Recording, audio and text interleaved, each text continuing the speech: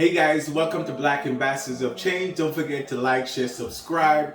This week we have another great episode for you. We're going to have a phenomenal young man who is just doing things at an age I wish I had done. So if you want to find out, stay tuned, tell your friends, tell your family. Black Ambassadors of Change is on. See you soon. Hey guys, welcome back to Black Ambassadors of Change.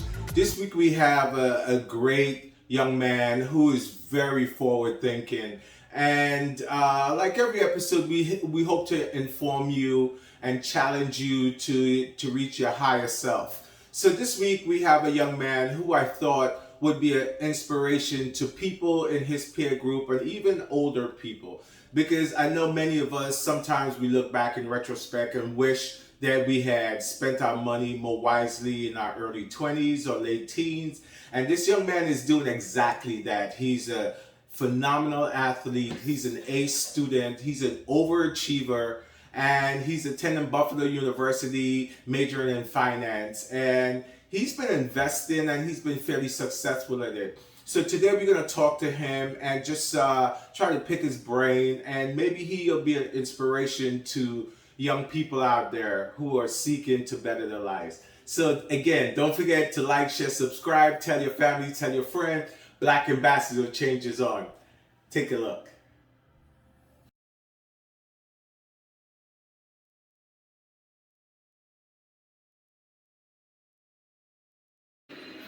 All right, guys, welcome back. So we have a guest today. His name is Todd Charles. This guy is a star athlete here. He's a very inspirational young man. And today he's just going to talk about things. He's in college. He's right now a sophomore. Yeah, so I'll be a junior in the fall. Okay, cool. So he's a junior making big moves in a finance major in college. So just tell us a little bit about yourself. So I'm like, my name is Todd Charles. I go to Mount St. Mary's University. I'll be a junior in the fall. I do run track there. And just to give you a little bit of background in terms of, how I got into investing. I had taken a business class in high school, and this was like really new to me. Just learning the basics, learning about stocks and what stocks could do, and just besides stocks, but just like annual percentage rates and just things that people don't know about finances. Whether it was at the time my 17, 18-year-old self, or somebody that was 40, but it was very interesting to me to see exactly how money works at such a young age. And I just feel like I just like grew to love to know how that works, because that money runs our life, and this is a commodity that we need to understand how to control, right? We can't let money control us.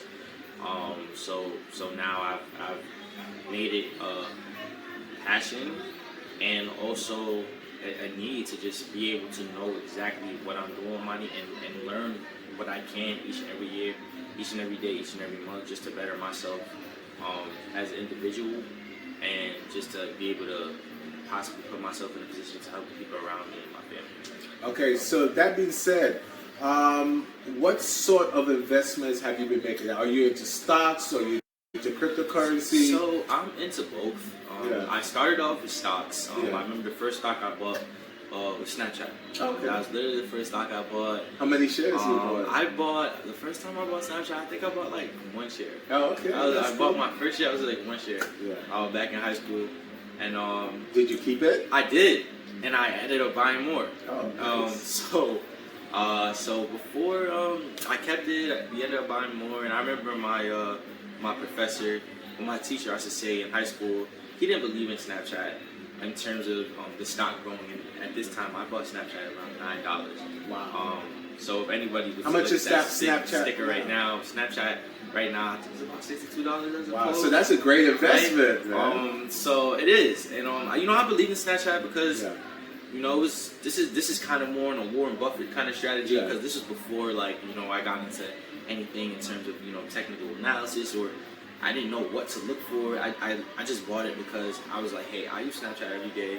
Everyone in the school uses Snapchat. I don't think Snapchat's going anywhere.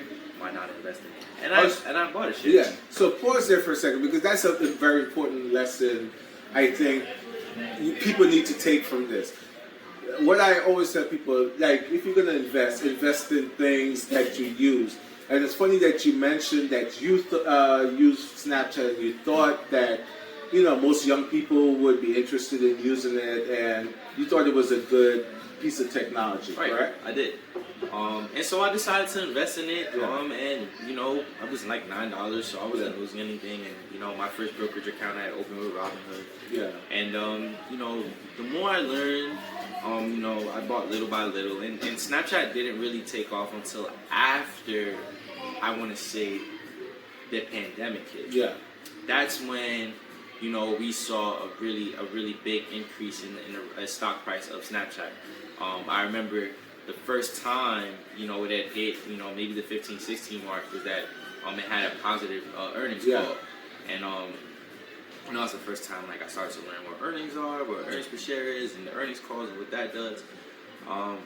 So I think the last year, I'm gonna say, from the start of the pandemic last year is probably one of the that's really another stepping stone for me in terms of like investing. I found out, like through social media, at the time, I always make sure that I follow people on social media or outlets on social media that are always feeding me information. Right, and that's something I recommend to everybody who's on social media heavily. If you're gonna be on social media, which we all are, right? Everyone's addicted to our phones. Make sure you're always feeding yourself with positive information, right? Follow accounts that feed you with positive information. Follow people that feed you with positive information, right? Because you're always gonna see it, right? You're always gonna see it, and then that's just something you're always gonna want to do. And my first big investment, my first big investment, I bought 10 shares of United Airlines. Really? And what made you decide to buy that? And so, I looked at United Airlines, and this was March, so this was right after, the city had shut down, right? And, the market crashed, right? And I remember I was on Instagram, actually, and there was a clip that was talking about, airlines and how the airlines had crashed, and the stock prices had went down. And when I looked at United Airlines, and I looked at, what the highest price was in over 52 weeks, right? It was $90. At the time that I did buy United Airlines was around $10-ish a share, I think. And so I saw upside in that because I was like, okay, eventually people are gonna start traveling. People are gonna start traveling again, and that was the only reason I invested in that, right? But I believed in it, right? And that was the only reason. I didn't look, I didn't look into the stock I didn't look into the stock in terms of looking for like the candles or any patterns or RSI or anything like that. I didn't look for any of those indicators. I just saw, hey, this stock crashed, and I'm gonna buy it, and I'm gonna hold it until it gets back to a point where I want to sell. And I think I actually asked my mom to lend me $200 so I could finish out buying the last few shares. Wow. But yeah, so that was probably like one of my biggest stepping stones in terms of upgrading my portfolio. Oh. So what was the most, would you say, successful investment decision so far? I would say my most successful investment decision, it wouldn't be necessarily with any particular stock. So we have stocks, right? And I know you guys, maybe you're familiar with options. And I just wanted to get better with trading. Like, I wanted this to be something where I could make money with. Something Are you doing options? Yeah. So something I can master. And it's really nice when you're able to make money on your own time, right? In a very little amount of time. You know what I'm saying? I think everyone would agree, like, they don't like trading their time for money. Right? Obviously, that's something that we might have to do to get to the place where we want in life, but there should be other sources of income where we don't necessarily have to trade our time for money. So I think my biggest investment was actually getting a coach to teach me how to trade options. And in that, I've learned a lot in terms of technical analysis, and that's just one way you can read a stock, right? Yeah. To make sure to make sure or to see where you would want to play it, how you would want to play it, when you want to sell, when you want to buy, right? So there's two types of analysis, right? You have fundamental analysis, you have technical analysis, right? And so I usually use technical analysis to trade my stocks. And just explain to people what the two different types of analysis is. So fundamental analysis is looking at the stock as a whole. So, you know, you would take a stock and you know, you would look to see if they're positive on revenue, you know, what's their ROI, so that's return on investments. You would look to see how much capital they brought in, if they're beating earnings each quarter, are they not beating earnings each quarter. So you would look at the stock in terms of numbers, in terms of what the company is actually doing, right? And you would say, hey, this company is doing well this year, so I'm going to invest in this company, right? Technical analysis, you don't really care about the numbers of the company. You know, the company can be in a slump. Let's just say like their CEO got fired. They could be negative on earnings. You know, the past 2-3 quarters.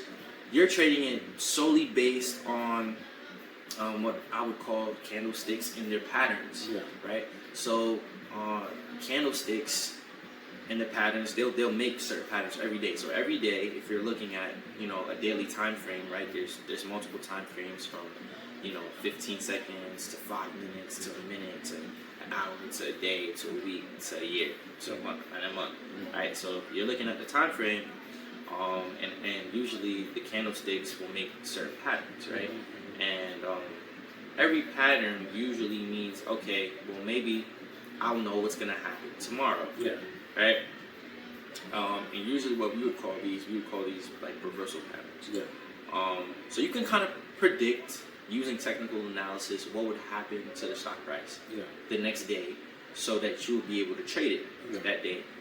And what you would call yourself is a high frequency trader, right?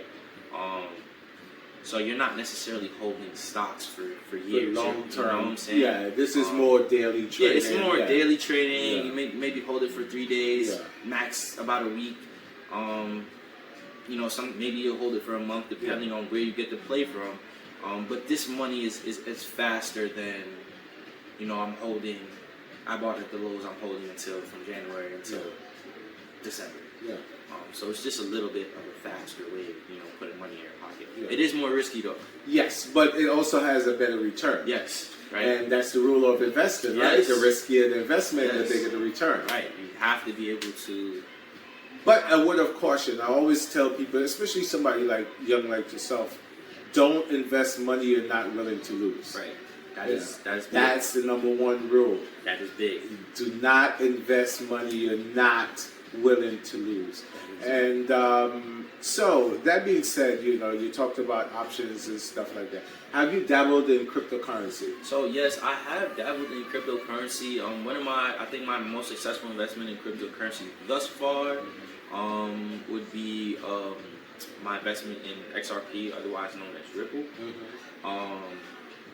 I'm still learning about cryptocurrency, but I have learned a lot from some people that I personally know, who've taught me a lot about cryptocurrency and more about what it is and what each cryptocurrency does.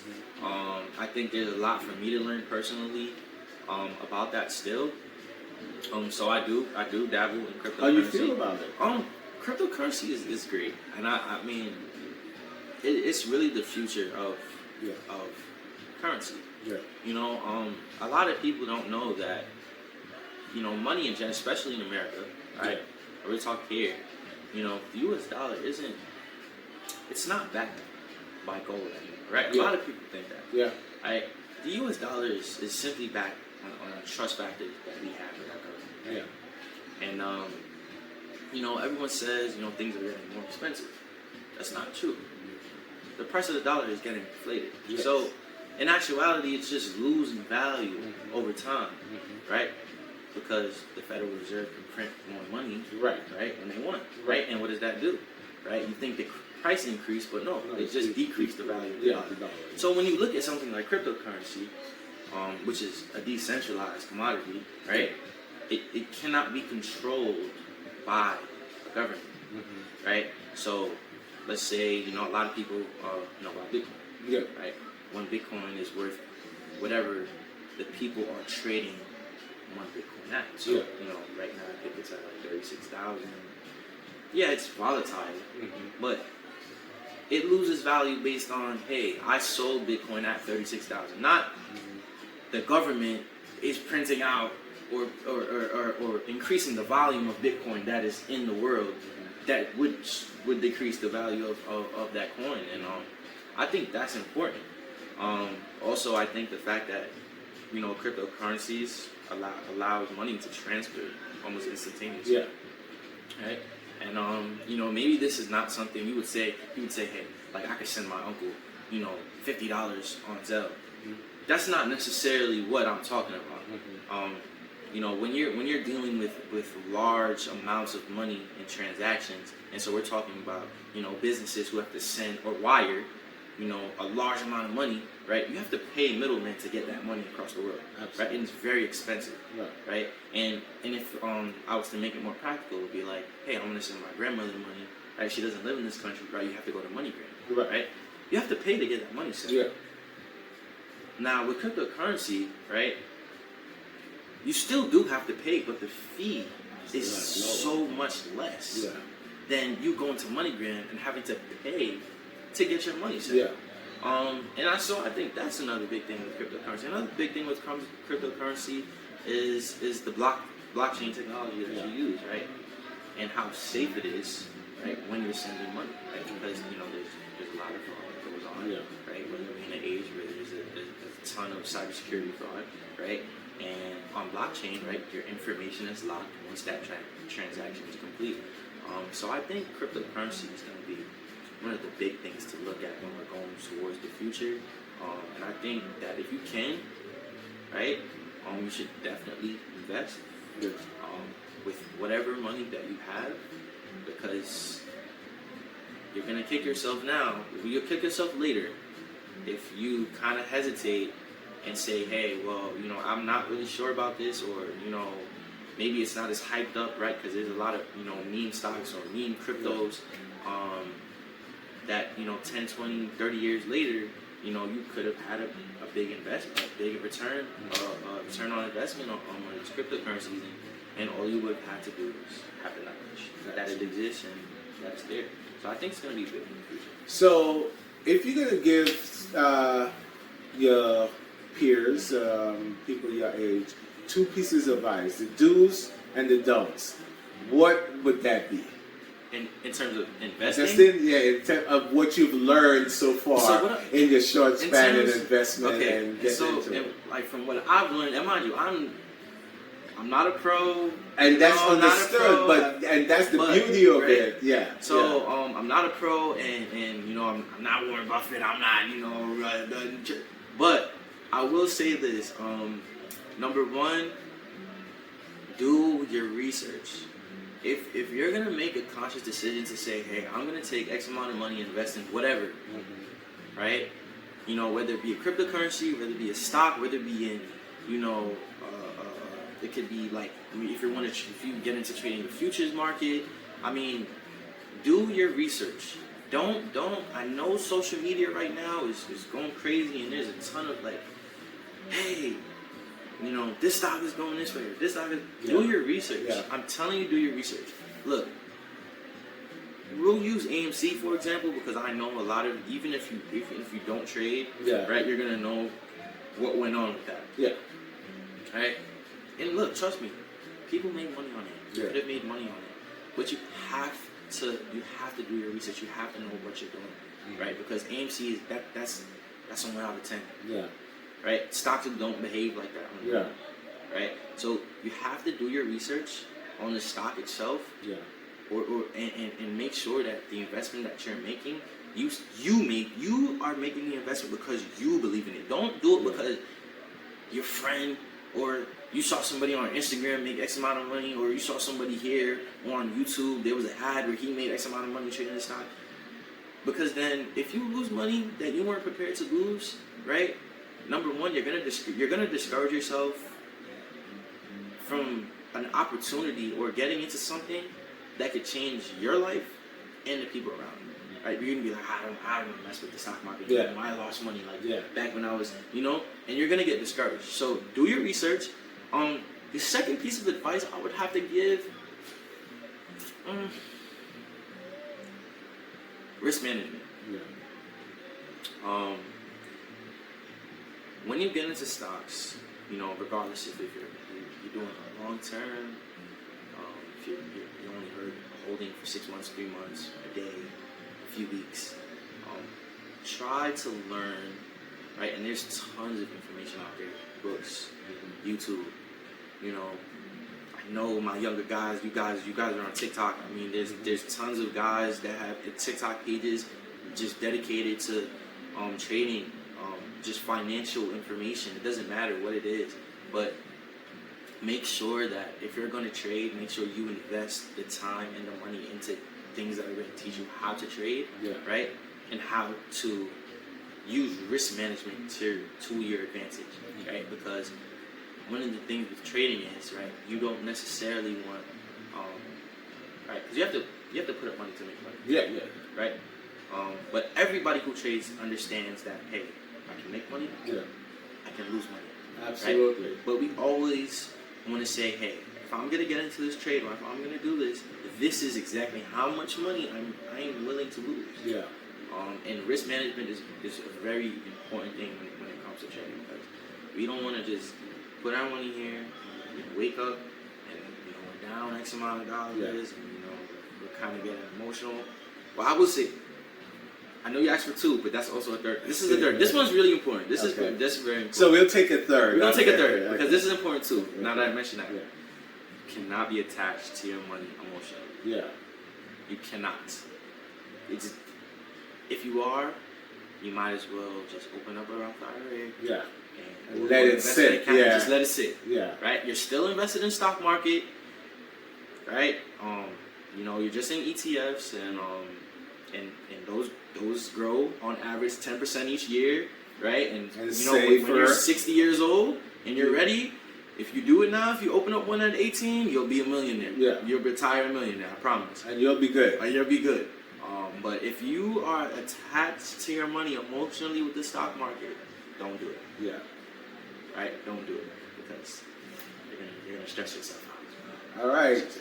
So that sounds like some good advice. So what's next for you, man? Well, what's next for me is I definitely want to continue to master my options trading and just keep getting better at it. Yeah. Just keep getting better at technical analysis. I mean, there's so many patterns. There's a lot of information out there. So I just want to keep getting better at that, and more consistent with it. I do have school and track and all of these things, but I really want to get more consistent with it, and just learning about the business of things and just how the behavior of the stock market, right? Because the stock market has a certain behavior, right? And I want to be able to see that when I look at the chart, right? And I just want to get really good at that. So I think my next that's really my next step in just continuing to grow my account, right? Possibly to the point where I can guide others, right, on how to do it. I also want to get into trading the futures market, which is the same principles, but it's a lot more lucrative. You make money faster, but you can lose money faster. So I want to get into trading the futures market, and eventually a few years down the line, hopefully this capital would allow me to kind of get into real estate and things like that. But that's a few years down the line. So right now in the probably like 5 years from now, short term, I just really want to try to master trading as best as I can, whether it's long term, options, futures, it doesn't matter. Right, that's my goal right now, and just to continue to grow my account, grow my portfolio. So, on a lighter note, let's talk about the track and field. I didn't ask you. So, tell us about track and field. How is that going? What distance do you run? And where do you see yourself? Do we see? Are you thinking Olympics? What's going on in the track and field? I mean, I started running track in high school. Yeah. You know, I only did it because my mom ran it. Yeah. You know, and she really wanted me to run. I was like, I don't know. You know, and then come to my junior year in high school, I was always a fast kid. Came to my junior year, you know, I didn't really go to college. Yeah. You used to play soccer, right? I did. I played soccer. I played basketball. Yeah. But I mean, track just made me nervous. Yeah.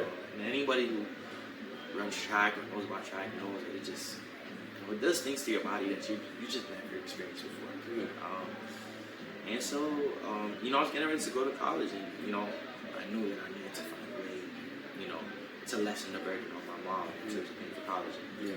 You know, every coach was telling me, this is your way out. Yeah. This is the way you're gonna do it. And I didn't want to hear it because I didn't want to run track. Right. But you know, God blessed me with a gift. And you know, by the time my senior year came around, you know, the offers started coming in. You know, I would say I had a pretty good senior year. You know, I ran at nationals. You know, I was running personal best consistently. Yeah. And I got, I don't know, maybe like 4 or 5 offers that year. So that was a really good feeling. And now, I run track and field at Mount St. Mary's University. We're in the NEC, we're a Division I school. Then I'm going into my junior year. I'm a sophomore athletically because we lost the season because of COVID. And to say nonetheless, I mean, my track journey, it's been pretty good. You know, I'm pretty hard on myself. In terms of what's pretty good what I now? expect. I mean, right now, for any of you that know any times regarding track, you know, I run a 10.5 in the morning. That was a PR for me this year, 10.51. I wish my 200 was better. I ran 22.14 at the end of the year. I don't run the open 4. I do run the 4x4. Still waiting to, you know, split under 50 with that. So those, I mean, it's been frustrating because I've been successful in certain events, and I haven't in others. Knowing that I have the potential to do a lot better. But track is just one of those things. It's just, you never know when, right? You never know how. So you just have to, you know, just keep working hard, keep being persistent, and, you know, hopefully just the times keep dropping, or hopefully you keep running consistently fast. But, you know, this year, it's just really just trying to stay focused, trying to work on small things, right? Do the small things. You know, any collegiate athletes working out, watching this, the small things is what's going to get you far when you're competing, regardless of what sport. Everyone's doing the same thing. Everyone's going to practice. So you got to do the little stuff. And that's when it gets you far. And, you know, we're all human. We got class. We forget. Sometimes I get lazy. I'll admit it. But, you know, the little things are what's going to get me far this year. And hopefully, you know, we can make a push for, you know, a possible Eastern preliminary round. Hopefully, my team and I are able to secure the championship at NECs. Nice. So that's kind of what, you know, the track that we're going. And, you know, the times will take care of itself. We don't focus on getting this specific time. Times will take care of itself, right? We just keep putting in the work. That's it. All right. So, guys, I just want to thank Todd for, you know, chatting with us today and contributing to the knowledge base of Black Ambassador of Change. And thank you guys for watching today. Don't forget again to like, share, subscribe. And don't forget to check us out again next week, same time. Okay? See you soon. Peace.